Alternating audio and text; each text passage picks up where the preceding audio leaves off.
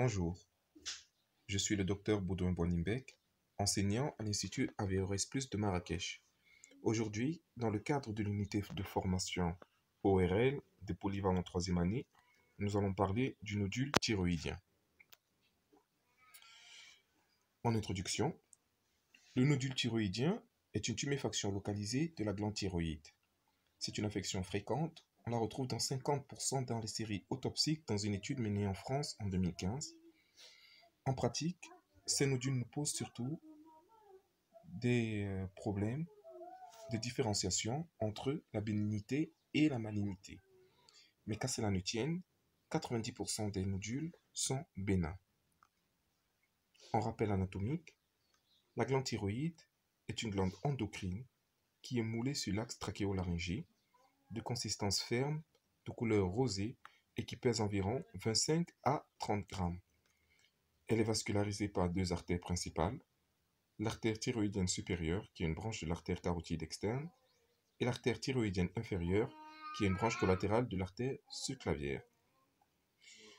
Sur le plan hormonal, la thyroïde sécrète deux hormones plus la calcitonine. La T3 ou triiodothyronine, qui est sécrétée en faible quantité, la T4 ou thyroxine et la calcitonine qui intervient dans le métabolisme du calcium. La fréquence de nodules thyroïdiens est très élevée. Elle touche en moyenne 3 à 5% de la population générale, avec une nette prédominance pour le sexe féminin. Elle survient à tout âge, mais on note une préférence pour les adultes jeunes. Les circonstances de découverte de nodules thyroïdiens sont nombreuses. On peut aller de la simple palpation systématique chez des patients qui présentent un facteur de risque familial, de dysfonctionnement thyroïdien, une douleur cervicale, des signes de compression laryngée, un flush syndrome et une diarrhée en cas de carcinome médulaire, qui a une forme maligne du nodule thyroïdien, et dépistage dans le cadre d'un cancer thyroïdien. Sur ce schéma, on remarque une thyroïde normale à gauche et la représentation d'un nodule thyroïdien à droite. Ces nodules, qui sont généralement sous-cutanés, sont facilement atteints à la palpation. L'examen clinique proprement dit d'un nodule thyroïdien va se dérouler selon des étapes bien définies. Premièrement, l'interrogatoire. C'est une étape essentielle car elle va nous permettre de déterminer si le patient présente des antécédents familiaux. On va rechercher des facteurs de risque de malignité qui sont le sexe masculin, les âges extrêmes, c'est-à-dire soit très jeune, soit très vieux, et l'irradiation dans l'enfance, c'est-à-dire l'exposition à des rayons ionisants dans l'enfance. L'inspection, qui est la deuxième étape de l'examen clinique, elle est simple. Il suffit de regarder au niveau du cou et de rechercher une hypertrophie localisée du siège thyroïdien qui ascensionne à la déglutition. Ou bien l'état de la peau en regard. Est-ce qu'elle est saine? Est-ce qu'elle est inflammatoire ou rétractée? Dans ce second cas, ce sont des signes de malignité. La palpation va nous faire ressortir les caractères du nodule thyroïdien.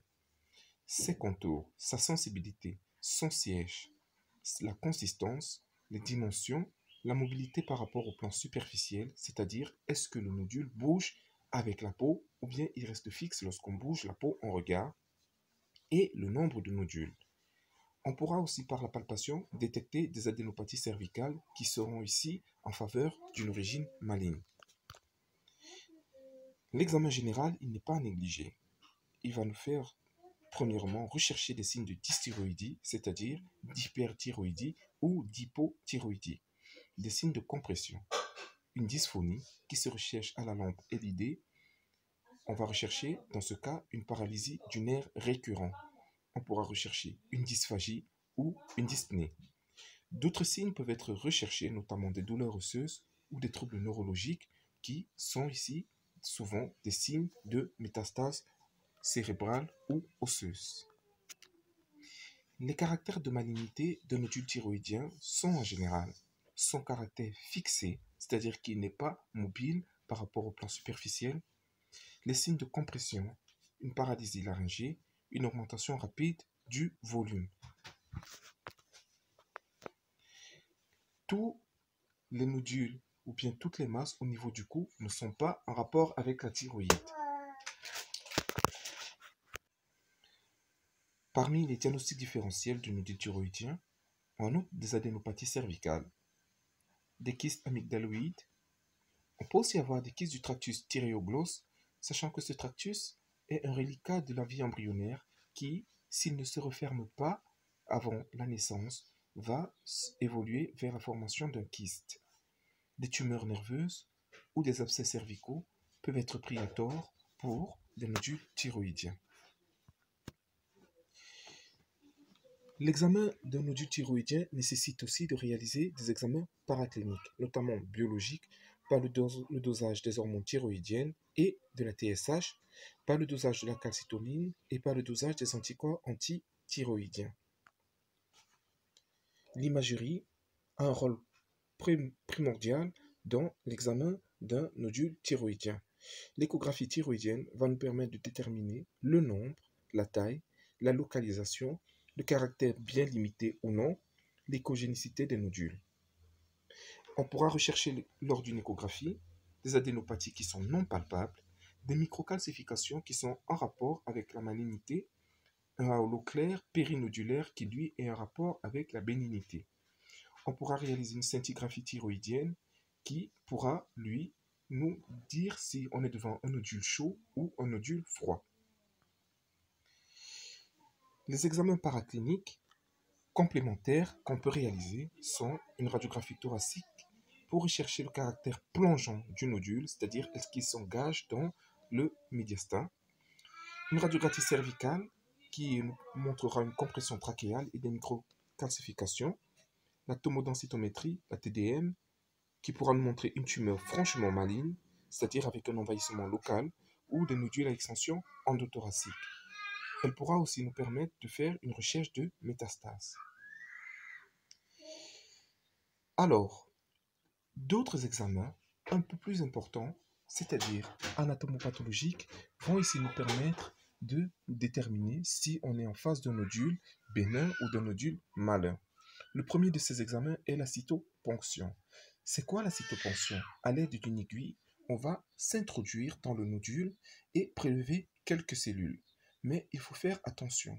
Cet examen n'a que 60 à 70% de spécificité et pourrait passer à côté d'un cancer. Deuxièmement, le fait d'introduire une aiguille dans un nodule, si ce nodule est malin, il y a un risque de dissémination de cellules malignes à la sortie de l'aiguille. L'intérêt principal de la cytoponction est surtout de sélectionner les patients qui sont justiciables d'une intervention chirurgicale ou non.